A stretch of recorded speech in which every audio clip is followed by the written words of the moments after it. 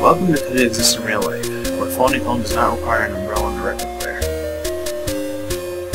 While Maple is out looking for a cure, and Straight Up is in quarantine, I thought I'd take the chance to look over a personal favorite film of mine.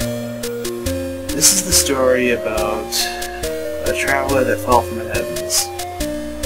He came in peace, then died, only to come back to life. And his name was E.T. the Extra-Terrestrial. A little bit what we got. Directed by Steven Spielberg, this movie was meant to be a spiritual sequel to Close Encounters of the Third Kind, and much like it, it was one of many of his early movies that emphasized the more positive whimsical elements that later became his better-known trademarks in the films. While this was one of the most well-known, well-loved works, it had a very weird legacy to leave. There was the infamous Atari game that caused the crash of '83, a 20th anniversary re-release, which in addition to adding deleted scenes, Spielberg pulled a George Lucas and digitally added touch-ups to certain scenes, such as the iconic flight scene replacing guns with walkie-talkies. That was stupid, and Spielberg later admitted he was ashamed of that version, so when the Blu-ray and on-demand came out, he switched it back. I mean, could you imagine if I digitally replaced my defect with a smartphone? How am I supposed to battle monsters and cross dimensions with this thing? You tell him, ST. E.T. also had a sequel novelization, and his race was featured among the Senate in Star Wars. The story revolves around a boy named Elliot who discovers a lost alien in his backyard. He brings the alien home and makes friends with him, and gets his brother and sister Michael and Gertie to get in on the secret. As they get to know the alien, Elliot develops an empathic bond with him. As Halloween night approaches, they figure out he wants to build a communicator so he can call his home planet and have him get picked up. Along the way, they have to hide him from both Elliot's mother, Mary, and a crack team of government scientists led by Keyes. Keyes was my favorite character because, judging by everything he said, he seemed to know more about E.T. than he let on. And he may have had a similar adventure. Now, there's no way this could exist, right? First, we'll start with a communicator. The big irony about this one is that E.T. himself was inspired by a Buck Rogers comic strip, which involved a Titilier Buck to build a communicator of his own, which makes E.T. a defictionalizer too. This one had to take a lot of digging as I wanted to divide it between the parts of the actual prop as well as a real-life equivalent to said prop.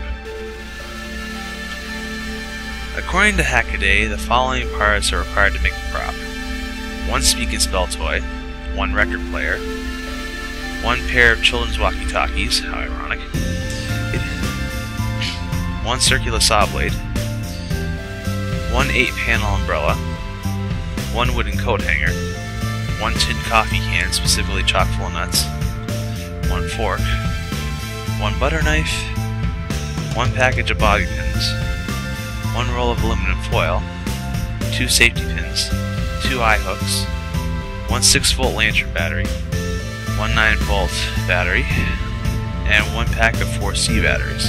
And the most important part, one ultra-high frequency tuner. As for how to build it, see the link in the description below. Now for the real-life equivalent, there actually is a bigger version than the one even Elliot built. It's called SETI, or Search for Extraterrestrial Intelligence. It even has a at-home edition, so if you have a computer with enough space and bandwidth, you can search for aliens in the comfort of your own home. I myself want to build my own communicator in the future. No, seriously, no joke, I really want to do that. As for E.T. himself, aside from the umpteenth time I said at this moment there are no aliens, yet, I believe he can exist in various ways. First of all, there's the story behind E.T. Spielberg himself said he based this story along with Poltergeist on the Hopkinsville Goblin encounter, in which a family in Kentucky were witnesses to alien encounters. Whether or not there is some truth to it, I don't know. But it was that encounter that inspired Spielberg to create a horror film called Night Skies. but due to a bunch of the usual BS that pretty much made it an unlikely thing, the project was split into 2 films that I mentioned. Second of all is E.T. as a species itself. Many fans believe that E.T. was a highly advanced form of plant life due to their natural curiosity with botany and E.T. being able to grow flowers with his abilities. In a sense, it made Elliot's accusations correct, as the doctors, through defibrillation, were in fact murdering E.T., as electricity is a sure way to kill plant life.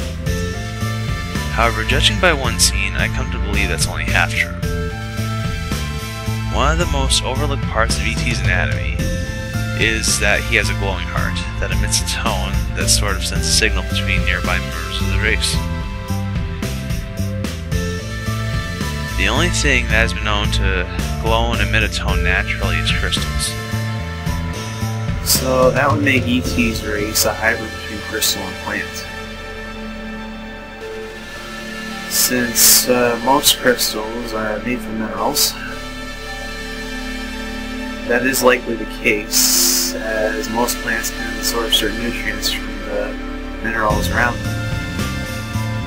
So odds are, rather than simply using it for plant growth, a high concentration of mineral crystal could hybrid with it. But that's just speculating. As usual, debate, argue, let me know what it is. Stay tuned for more. Ouch! Ouch. Nah, it's okay, I got this. Fuck you.